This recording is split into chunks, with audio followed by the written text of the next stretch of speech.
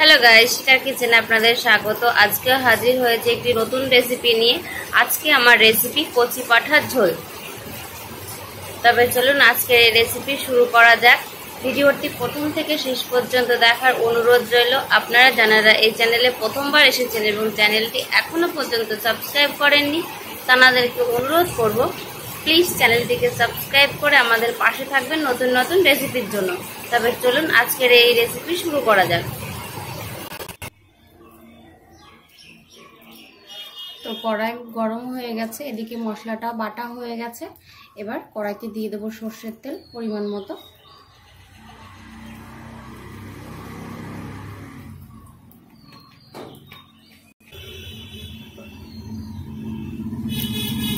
তো আমি এখানে আলু ব্যবহার করছি, আপনারা চাইলে আলুটা না ব্যবহারও করতে পারেন, কেননা দিশা খুব আলু পছন্দ করে, আমার মেয়ে, তার জন্য আমি 3টে আলু দেব। ভালো করে কেটে ধুয়ে রেখেছি।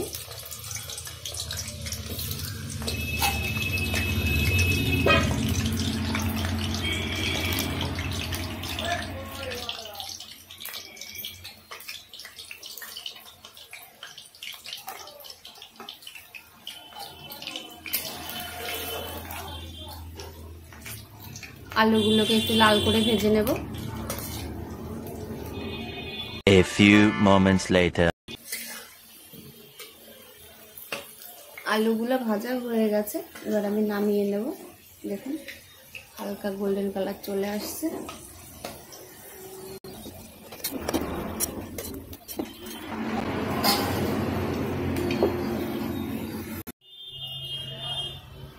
আমরা আলুগুলো নামিয়ে নিয়েছি, এবার ফোড়ন দিয়ে দেবো একেবারে।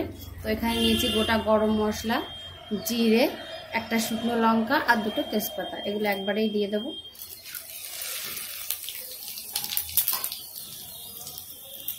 কেটে রাখা পেঁয়াজটা দিয়ে দেবো।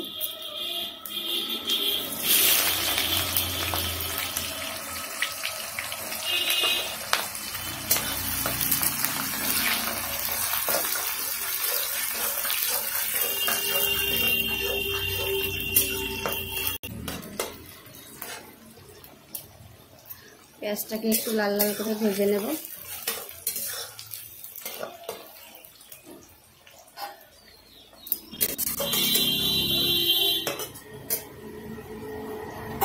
পেঁয়াজটা আর ভাজবো না, ভালোই ভাজা হয়ে গেছে, হালকা গোল্ডেন কালার চলে আসছে। তো এর মধ্যে যে শুকনো লঙ্কা, রসুন আর আদা বাটা, আদা একসঙ্গে পেস্ট করে নিয়েছি, এটা দিয়ে দেবো।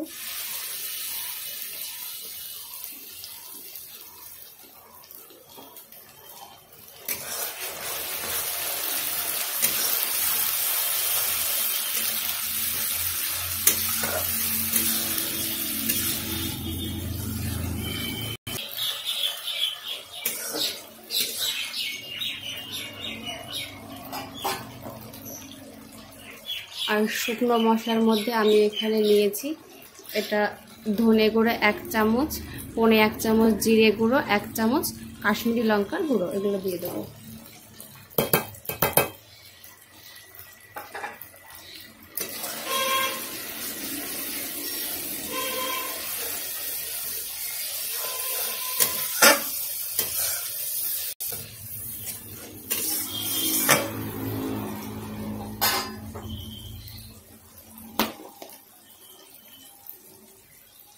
দিয়ে দেবো হলুদ,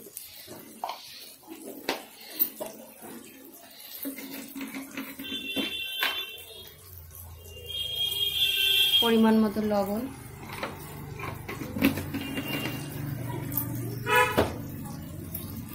লবণ আর ঝালটা সম্পূর্ণ আপনাদের উপর নির্ভর করবে যে আপনারা কতটা পছন্দ করেন।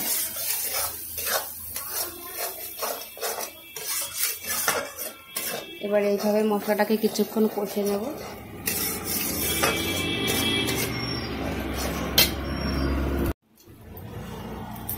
মশলা দিয়ে একটু জল দেব।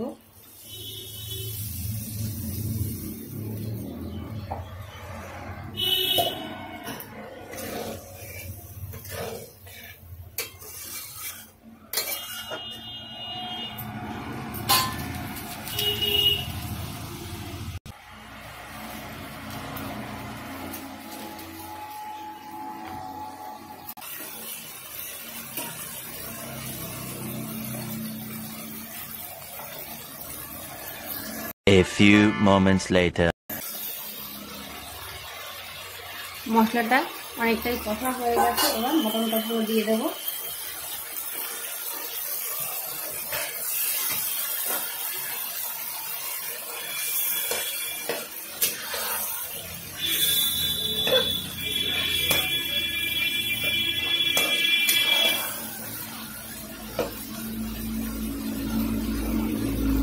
মটনটা দিয়ে আর কিছুই করব না, এবার ঢেকে দেব।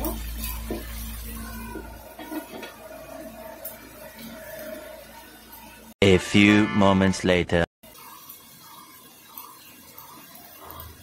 ঢাকনাটা তুলব।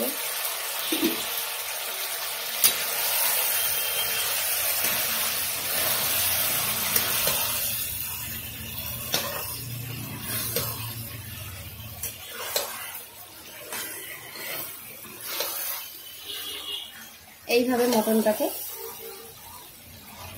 ঢেকে দেব, আবার এভাবে নাড়াচাড়া করে দিতে হবে। ঢেকে ঢেকে মটনটাকে কষিয়ে নিতে হবে ভালো করে।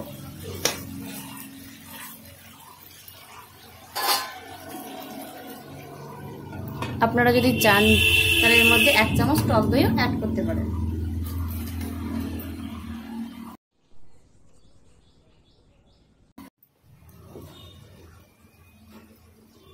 অনেকক্ষণ ধরে কষিয়ে নিয়েছি, মাংসটা অনেকটাই কষানো হয়ে গেছে। দেখুন এই যে রংটা অনেকটা চেঞ্জ হয়ে গেছে।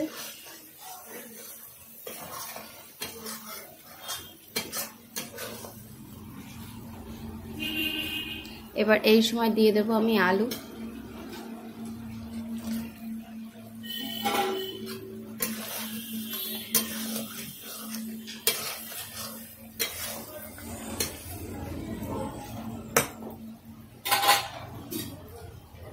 আলুটা দেওয়ার পর মাংসটাকে আবারও কিছুক্ষণ কষিয়ে নেব এভাবে ঢেকে ঢেকে।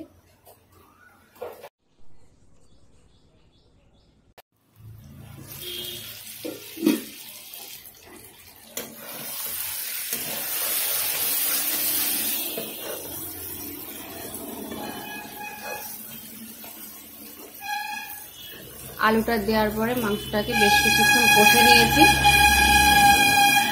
এবার এর মধ্যে জল অ্যাড করব।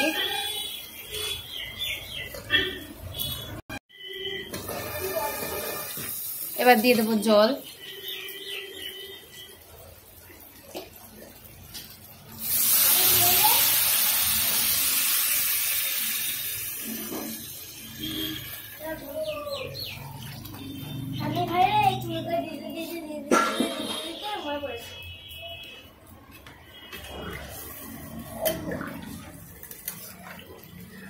আর মাংসতে একটু গরম জল ব্যবহার করা ভালো, মানে টেস্টটা ভালো আসে। কিন্তু আমার এখানে আমি এখন পাচ্ছি না, গরম জল করতে পারিনি, এদিকে মেঘ করেছে, তো আমি এখানে ঠান্ডা জলই ব্যবহার করছি। করে এটাকে 40 থেকে 45 মিনিট মটনটাকে রান্না করে নেব। এবার ঢেকে দেবো, ঢেকে দিয়ে রান্না করে নেব। তো 40 থেকে 45 মিনিট পর আমি আপনাদেরকে দেখাচ্ছি যে মটনটার কী অবস্থায় আছে। A few moments later.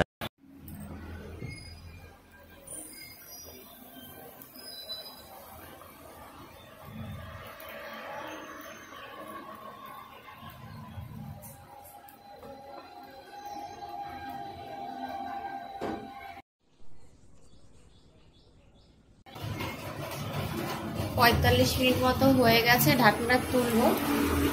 আর আমাদের এখানে বৃষ্টি হচ্ছে, তার জন্য ভালো হয়তো ক্যামেরায় নাও আসতে পারে। মাংসটা অনেকটাই গলে গেছে দেখেই মনে হচ্ছে।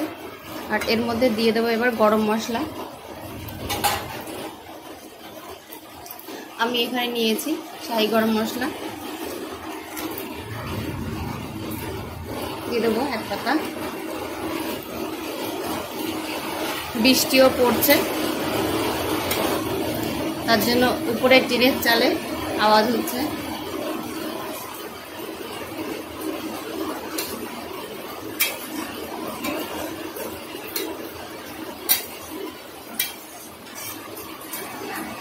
গরম মশলাটা দেওয়ার পর আমি মাংসটাকে আবারও ঢেকে দেব 2-3 মিনিটের জন্য, যাতে গরম মশলার গন্ধটা মাংস বা আলুর মধ্যে চলে যায়।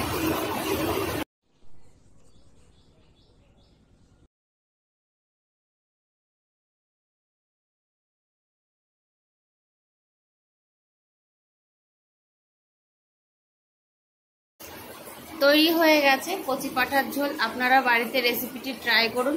আশা রাখছি রেসিপিটি আপনাদের অবশ্যই ভালো লাগবে। ভালো লাগলে অবশ্যই লাইক, কমেন্ট এবং শেয়ার করতে ভুলবেন না। ভিডিওটি দেখার জন্য আপনাদেরকে অসংখ্য ধন্যবাদ। তো এটা নামাবো। তো আপনারা এই সময় অবশ্যই, কিংবা এর 2 মিনিট আগে, মানে নামানোর 2 মিনিট আগে আপনারা অবশ্যই টেস্ট করে নেবেন যে লবণটা ঠিক আছে কিনা। আমি টেস্ট করে নিয়েছিলাম, এখানে লবণটা সম্পূর্ণ ঠিক আছে। আমি আর এখানে কিছু করব না, এটা এখন নামিয়ে নেব।